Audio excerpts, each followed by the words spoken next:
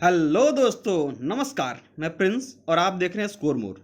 दोस्तों, जो हम लोगों ने एक सीरीज स्टार्ट किया था बीएसएससी सीजीएल का जो सेकंड एग्ज़ाम हुआ था प्री, उसमें जितने भी प्रश्न पूछे गए थे उन सबका मैं सेट वाइज आपको कराते जा रहा हूं, जिसमें आज ये जो है वो दूसरा सेट है। इसके पहले मैंने एक वीडियो और कराया था जिसमें एक एग्ज़ाम का पूरा पेपर मैंने दिया था, और आज फिर से मैं इसमें दूसरा सेट देने वाला हूं, जिसमें मैं अभी केवल जीएस कवर कर रहा हूं जो प्रीवियस ईयर पूछा गया है, और बाकी मैथ और रीजनिंग जो है इसे मैं अलग से वीडियो बनाऊंगा, उसमें मैं इसको कवर कर दूंगा। तो ये फिलहाल हम लोग जीएस देखने वाले हैं, ठीक है। तो चलिए शुरू करते हैं। पहला क्वेश्चन हमारा है, हरे रंग का पदार्थ जो पौधों में प्रकाश संश्लेषण करता है और निम्नलिखित में से कौन है? तो दोस्तों वो क्लोरोफिल होता है। ये सबको पता होगा, जितने लोग ये तैयारी कर रहे हैं उन सबको पता होगा कि इसमें क्लोरोफिल पाया जाता है, इस कारण पौधे प्रकाश संश्लेषण कर पाते हैं। लेकिन क्लोरोफिल में भी एक तत्व पाया जाता है, इसको बोलते हैं मैग्नीशियम, ठीक है। ये बात आपको पता होनी चाहिए। आगे बढ़ते हैं। साइलेंट वैली या मूक घाटी किस राज्य में अवस्थित है? तो ये साइलेंट वैली जो है दोस्तों, ये केरल में अवस्थित है। ये नीलगिरी पहाड़ी जो है उसी की घाटियों में आता है साइलेंट वैली, तो वो केरल और तमिलनाडु में फैला हुआ है, तो वहीं पे आता है आपका केरल, ठीक है।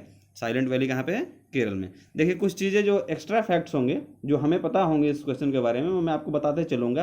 केवल आपको यहाँ सोल्यूशन ही नहीं मिलेगा, अपितु वीडियो देखने से आपको इसमें बहुत सारा ज्ञान मिलेगा। तो यदि वीडियो आपको पसंद आए तो अपने दोस्तों को शेयर जरूर कर देना और लाइक जरूर करना, ताकि मेरा मोटिवेशन डाउन ना हो। बढ़ते हैं आगे। गोवा किस नदी पर अवस्थित है? दोस्तों, गोवा जो है वो आपको मांडवी नदी पर अवस्थित मिल पाएगा, ठीक है। यानी कैंसर हो जाएगा इसका बी, मांडवी नदी। बढ़ते हैं आगे। शुष्का छिपोक का मनुष्यों में प्रकोप किस विटामिन की कमी से होता है? तो इसका आंसर होगा विटामिन के, विटामिन के। बढ़ते हैं हम लोग आगे। क्वेश्चन नंबर 68 पे, ये है प्रोटीन ऊर्जा कुपोषण का परिणाम है। देखिए, प्रोटीन ऊर्जा का यदि कुपोषण हो रहा है शरीर में तो उससे आपको बीमारियां हो सकती है मरासमस, ठीक है। मरासमस बीमारी, जिसको बाल क्षय कहा जाता है। देखिए, हिंदी में कुछ नाम जो है ना वो थोड़ा सा दिक्कत करते हैं कभी कभी। तो मरासमस जो है इंग्लिश वर्ड है और हिंदी में होता है बाल क्षय। आप लोग मरासमस ही याद किए होंगे, तो ये होगा इसका आंसर। आगे है, निम्नलिखित में से किस स्थान पर जी यानी गुरुत्वाकर्षण का मान सर्वाधिक होता है? तो गुरुत्वाकर्षण का मान दोस्तों आपको सर्वाधिक मिलेगा अंटार्कटिका के कैंप में। देखिए, अंटार्कटिका के कैंप कहने का मतलब, यदि आप ये चीज़ याद रखें कि पृथ्वी के जो ध्रुव हैं उस पर जी का मान ज़्यादा होता है, और विषुवत पे आएंगे यानी कि भूमध्य रेखा पर जब आएंगे तो वहाँ पे जी का मान सबसे कम होता है। तो इस बात को आप क्लियर रखेंगे तो आंसर इसका निकाल पाएंगे। पृथ्वी के किस अंग की खराबी से मधुमेह रोग का प्रकोप होता है? देखिए, पृथ्वी के मतलब शरीर के किस अंग की खराबी से पृथ्वी में मधुमेह रोग का प्रकोप होता है? तो इसका आंसर हो जाएगा दोस्तों किडनी, ठीक है। 70 का सी हो जाएगा आपका किडनी। आगे बढ़ते हैं। लेकिन इसका प्रकोप देखिए, पैंक्रियाज या फिर अग्नाशय कह सकते हैं, वहाँ पे लैंगरहैंस की द्वीपिकाएं होती हैं, वहीं से इंसुलिन का स्राव होता है। तो मतलब कि मोस्ट प्रोबेबली मैं कह सकता हूँ कि इसका आंसर होना चाहिए अग्नाशय, लेकिन बीएसएससी ने इसका आंसर दिया था किडनी को, तो इससे मैं थोड़ा सा डिस्टर्ब मतलब ये फील कर रहा हूँ कि नहीं, ये होना नहीं चाहिए, बट अब दिया है तो क्या कर सकते हैं, लेकिन अग्नाशय इसका आंसर होना चाहिए, ठीक है। तो आप लोग मान के चलेंगे अग्नाशय, हमारी तरफ से अग्नाशय आंसर है। और बीएसएससी दे कर रखा है तो उसका मैं कुछ कर नहीं सकता हूँ। इबोला क्या है? तो इबोला एक तरह का वायरस है। इबोला क्या है? एक तरह का वायरस है। बढ़ते हैं आगे। घेंघा रोग आयोडीन की कमी से होता है, या निम्न में से किस क्षेत्र में व्याप्त हो सकता है? तो घेंघा रोग जो है, देखिए आयोडीन की कमी, तो आयोडीन की कमी आपको कहाँ देखने के लिए मिलेगी? तो जो पहाड़ी क्षेत्र होते हैं उन क्षेत्रों में आपको आयोडीन की कमी से घेंघा रोग वाले व्यक्ति ज़्यादा मिल जाएंगे। विटामिन ए मुख्यतः कहाँ संग्रहित होता है? दोस्तों, विटामिन ए जो होता है वो यकृत में संग्रहित होता है। यकृत, जिसको आप लोग लीवर कहते हैं, तो यकृत उसका हिंदी नाम होता है, तो इस तरह से लीवर उसका आंसर आप याद कर सकते हैं। विटामिन ए कहाँ स्टोर होगा? लीवर में। मादा क्यूलेक्स मच्छर, याद रखिएगा, मादा क्यूलेक्स मच्छर निम्नलिखित में से किस रोग का वाहक है? तो ये जो होता है फाइलेरिया, जो रोग आप लोग जानते होंगे जिसमें हाथ पैर फूल जाते हैं, इसको हाथी पांव रोग कहते हैं, उसके वाहक होते हैं मादा क्यूलेक्स मच्छर। समदाब रेखाएं निम्नलिखित में से किसको प्रदर्शित करती हैं? समदाब रेखाएं जो हैं वो किसको प्रदर्शित करती हैं? तो इसका आंसर हो जाएगा दोस्तों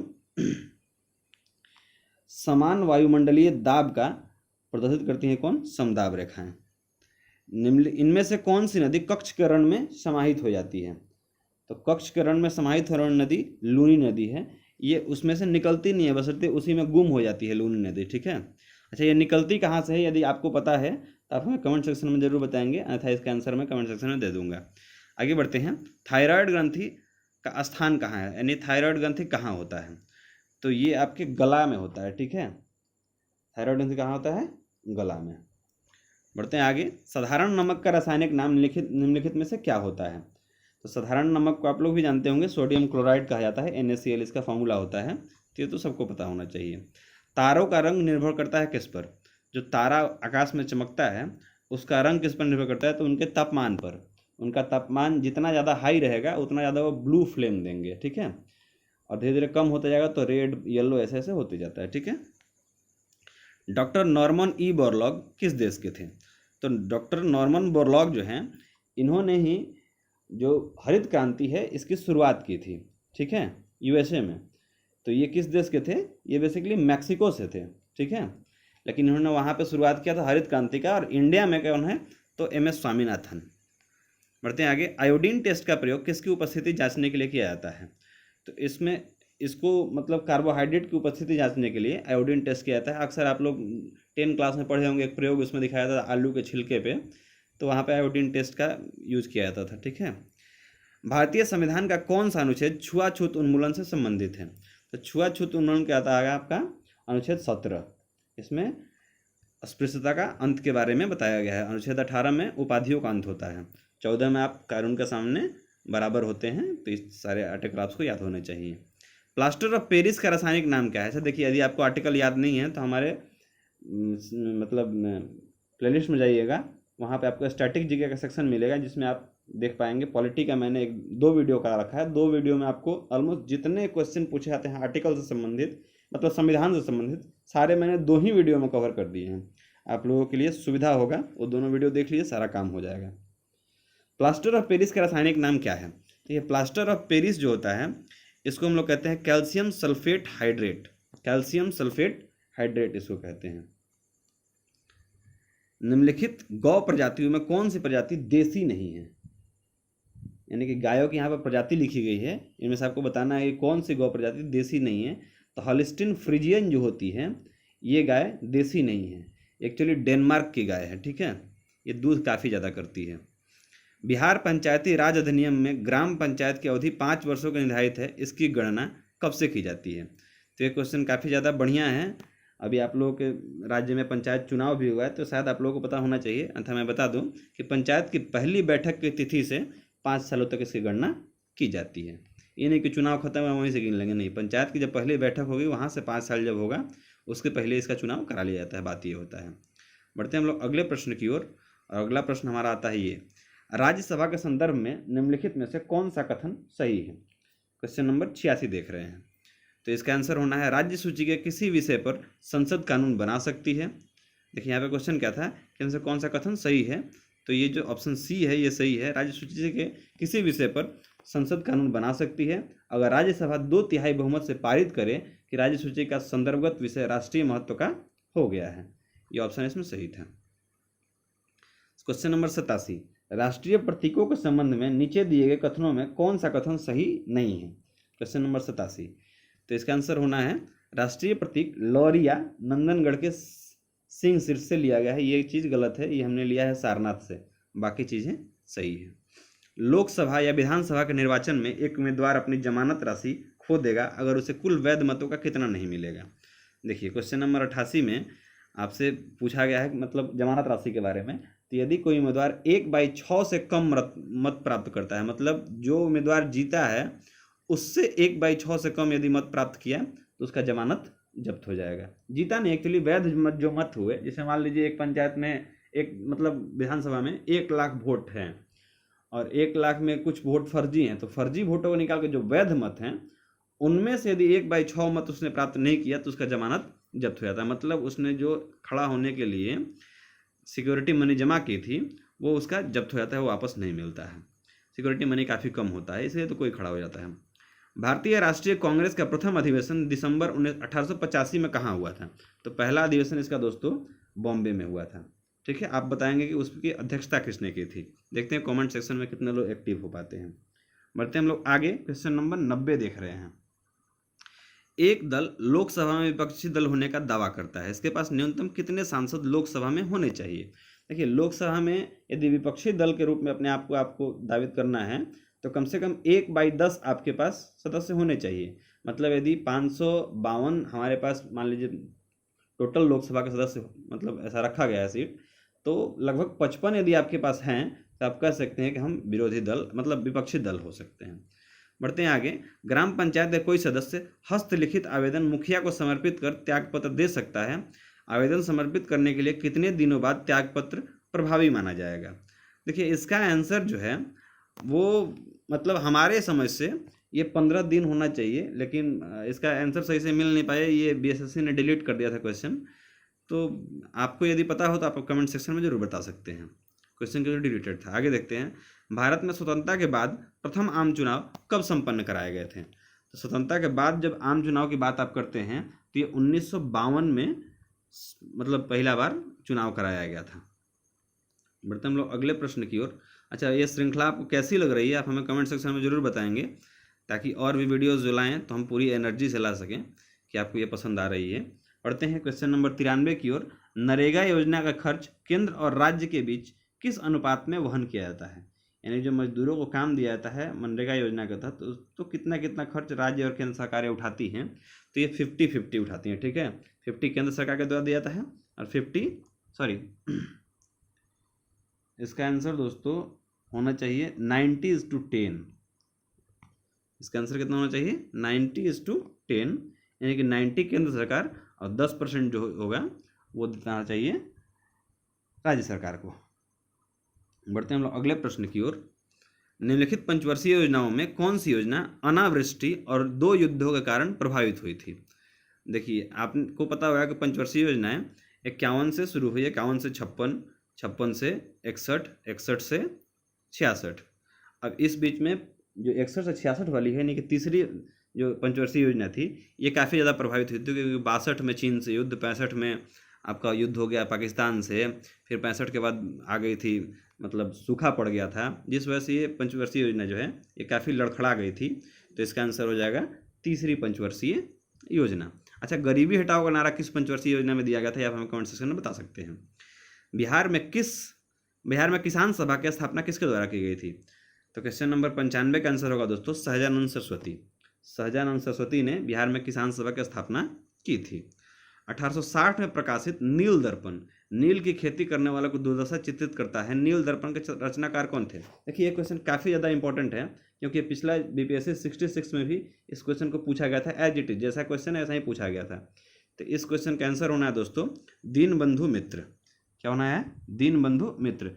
लेकिन उसके बाद एक और पेपर हुआ जिसमें पूछ लिया गया कि ये जो नील दर्पण है इसका इंग्लिश अनुवाद किसने किया? तो उसमें आंसर होना है माइकल मधुसूदन दत्त। तो ये दोनों बातें आप याद रखेंगे कि इंग्लिश में यदि पूछे कि इंग्लिश इसका किसने किया था तो माइकल मधुसूदन दत्त, और हिंदी में दीनबंधु मित्र ने इसको लिखा था नील दर्पण। नीचे दी गई कमेटियों में किसका संबंध पंचायती राज से है? तो इनमें देखिए बलवंत राय मेहता कमेटी जो है ये पंचायती राज से है। ठीक है, बलवंत राय मेहता, अशोक मेहता, इस तरह से समितियां जो थी ये सब पंचायती राज से, बाकी सब समिति जो है वो पंचायती राज से नहीं है। सामुदायिक विकास कार्यक्रम का सार क्या था? तो क्वेश्चन नंबर 98 देख रहे हैं। तो सामुदायिक विकास कार्यक्रम का सार था लोक भागीदारी। ठीक है, द्रोणाचार्य पुरस्कार किस क्षेत्र में दिया जाता है?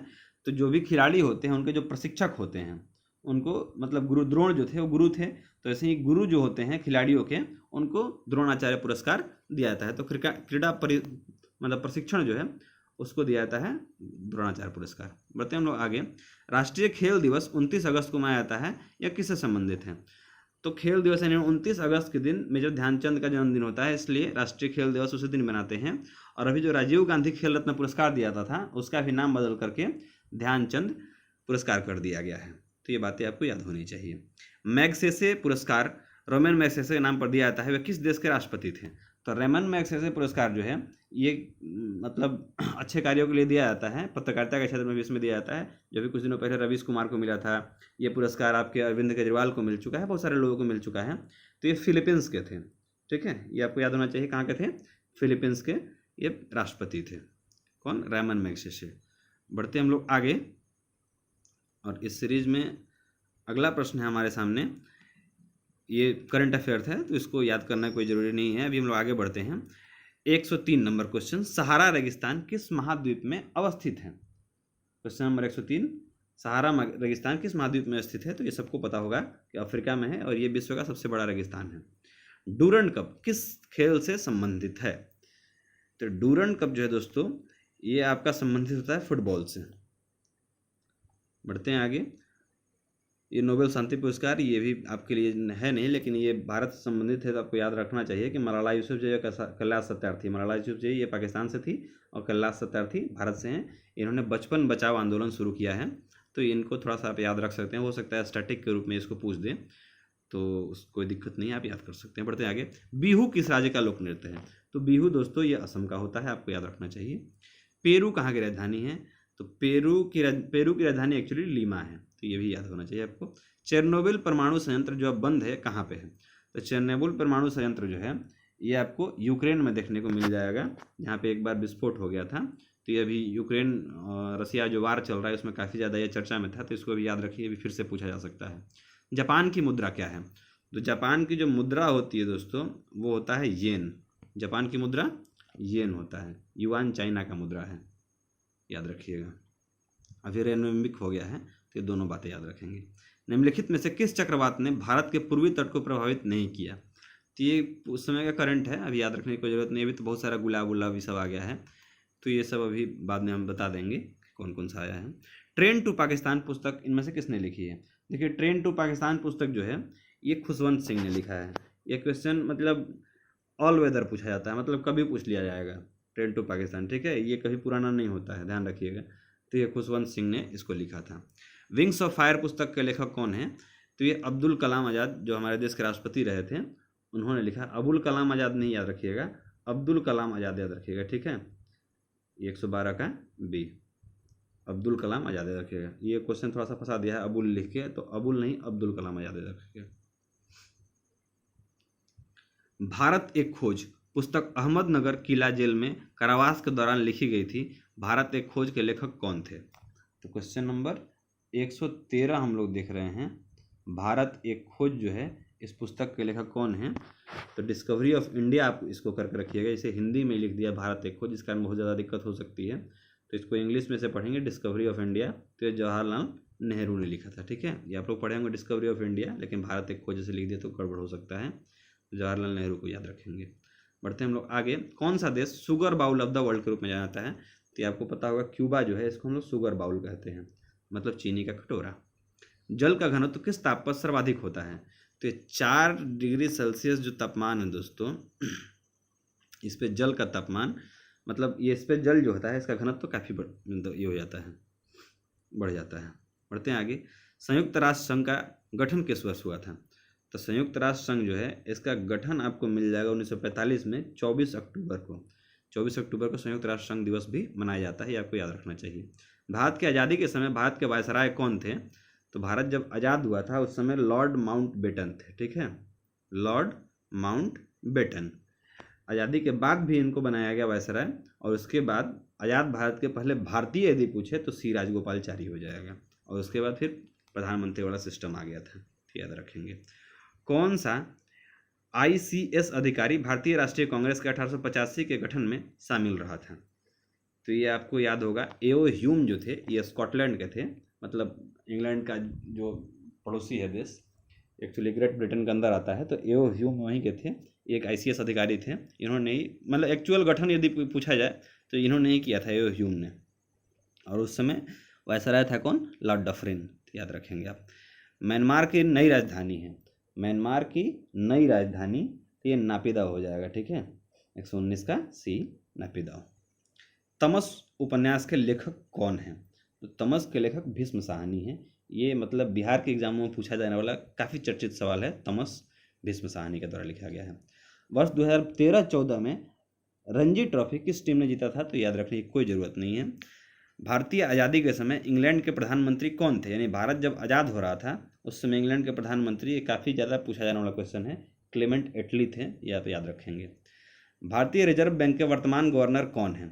तो अभी के गवर्नर जो हैं वो शक्तिकांत दास हैं, और आगे भी 2 साल ही अपने पद पर बने रहेंगे, तो आराम से आप याद रखिए शक्तिकांत दास। भारत के राष्ट्रीय महिला आयोग की वर्तमान अध्यक्ष कौन है? तो ये क्वेश्चन उस समय करंट अफेयर था, अभी याद रखेंगे। रेखा शर्मा जो हैं वो महिला आयोग के वर्तमान अध्यक्ष हैं। भारत और चीन के बीच पंचशील समझौता कब हस्ताक्षरित हुआ था? तो पंचशील समझौता जो है वो 1954 में हस्ताक्षर किया गया था भारत और चीन के बीच। अच्छा, उस समय प्रधानमंत्री भारत के कौन होंगे? आप हमें कमेंट सेक्शन में बता सकते हैं।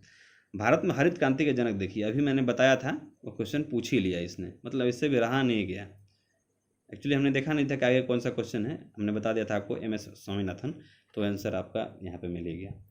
आंग सान सू की जो NLD की नेत्री हैं किस देश से संबंध रखती हैं? क्वेश्चन नंबर 127 देख रहे हैं हम लोग। आंग सान सू की किस देश की नेत्री हैं? तो ये म्यांमार की नेत्री हैं। अभी इनको वहाँ की सेना ने जेल में डाल दिया और वहाँ पे सेना का अभी राज्य चल रहा है और उन्होंने अपने में से ही एक को प्रधानमंत्री वगैरह बना दिया है। महात्मा गांधी और बाबा साहब अम्बेडकर के बीच पूना संधि कब हुई थी? तो इसको पूना पैक्ट के नाम से भी जाना जाता है, काफ़ी चर्चित सवाल है। ये 1932 में हुआ था पूना पैक्ट। किसके लिए? कम्युनल अवार्ड को रद्द करने के लिए। तो इससे BPSC ने क्वेश्चन पूछा था 47वें BPSC में कितनी कितनी सीटें मिली थी, मतलब अनुसूचित जनजाति सबको। तो 71 सीटों की बात पहले की गई थी जब कम्युनल अवार्ड आया था, तो उसको जब रद्द किया गया तो 147 सीटें उन लोगों को दे दी गई थी। ये बातें याद रखेंगे। गिर का वन शेरों के लिए प्रसिद्ध है, यह किस राज्य में अवस्थित है? तो गिर का जंगल जो है ये गुजरात में है, ये आप सबको पता होगा। प्रसिद्ध पेंटर राजा रवि वर्मा किस रियासत से जुड़े हुए थे? तो राजा रवि वर्मा जो हैं ये त्रावणकोर के राजा थे। कहाँ के? त्रावणकोर के। ये भी चर्चित काफ़ी क्वेश्चन है, इनका पेंटिंग काफ़ी विख्यात है, तो इसलिए आपको याद रखना चाहिए। बिहार में बहने वाली नदियों में किसका उद्गम अमरकंटक में है? तो कल भी इससे कोई मैं क्वेश्चन बताया था कि अमरकंटक से नर्मदा और सोन दोनों निकलती हैं, तो ये आपको याद होना चाहिए कि सोन नदी जो है ये अमरकंटक से निकल के आती है। तो इस तरह से हम लोगों ने ये सारे जो GK के क्वेश्चन थे इनको कर लिया। इसके बाद मैथ और रीजनिंग के क्वेश्चन जो हैं इनको मैं अलग से एक वीडियो श्रृंखला शुरू करूंगा, जिसमें आपको मैं बता दूंगा। इधर देखिए 1-2 क्वेश्चन और बच गया है। निम्नलिखित में से किसे नालंदा विश्वविद्यालय में अध्ययन किया था, मतलब कौन नालंदा विश्वविद्यालय में पढ़ा था? तो इसका आंसर हो जाएगा ह्वेनसांग। 133 का B ह्वेनसांग हो जाएगा। और पूर्ण स्वराज का संकल्प कांग्रेस के द्वारा कब लिया गया था? तो आपको भी याद होगा कि पूर्ण स्वराज के लिए जवाहरलाल नेहरू ने कहा था। कहाँ पे? तो वो लाहौर जो सेशन था वहाँ पे। तो ये 26 जनवरी 1930 हो जाएगा इसका आंसर। देखिए अकॉर्डिंग टू ऑप्शन जो है, ऐसे इसमें थोड़ा सा ये दिया गया है, तो आप याद रखेंगे 26 जनवरी 1930 ये लाहौर वाले सेशन में हुआ था। एक्चुअली 29 होना चाहिए, लेकिन इसमें 30 दिया गया तो कुछ कर नहीं सकते हैं, तो इस तरह से आप याद रख सकते हैं। तो मिलते हैं हम लोग अगले वीडियो में। तब तक आप लोग क्या करना है, इस चैनल को सब्सक्राइब करना है, वीडियो को लाइक करना है, अपने दोस्तों तक शेयर कर देना है, ताकि उनको पता चल सके कि प्रीवियस ईयर में किस तरह के प्रश्न आए थे, और आप अपने आप को आंक पाएँ कि हम कितना इसमें जानते हैं और आगे फॉर्म भरने लायक हैं या नहीं है, हमारी तैयारी है या नहीं है। क्योंकि आगे भी क्वेश्चन जो हैं वो लगभग इसी पैटर्न पे पूछी जाएंगी, क्योंकि पैटर्न जो पहले था उसको अभी भी रिवाइज़ किया गया है, मतलब दिया गया यही है सिलेबस में। अब आगे जो करे सरकार, लेकिन हमें उम्मीद है इसी तरह के क्वेश्चन पूछे जाएंगे। हाँ, कट ऑफ हाई जाएगा। क्यों कट ऑफ हाई जाएगा? क्योंकि सीटें कम हैं, तो कट ऑफ हाई जाना निश्चित है। तो आपको अभी से तैयारी में लग जाना है, चाहे एग्ज़ाम जब हो, तैयारी आपको करते रहना है। और तैयारी कराने के लिए मैं आपको सफिशिएंट मटेरियल इस चैनल पर उपलब्ध करा दूंगा। आपके लिए स्टैटिक GK मैंने ऑलरेडी अपलोड कर रखा है। अच्छा देखिए, स्टैटिक GK जो है कोई बदलता नहीं है, ठीक है। मोस्ट ऑफ द थिंग्स जो होते हैं वो लगातार वही चलते हैं, तो आपको वो जाके सेक्शन याद देख लेना है। इस वीडियो के लास्ट में आपको दिखेगा स्टैटिक GK, तो उस पर जाकर आप क्लिक करेंगे और देखेंगे उस पूरे सेशन को। और हमें कमेंट करके जरूर बताइएगा आपको ये वीडियो कैसी लगी। मिलते हैं अगले वीडियो में। जय हिंद।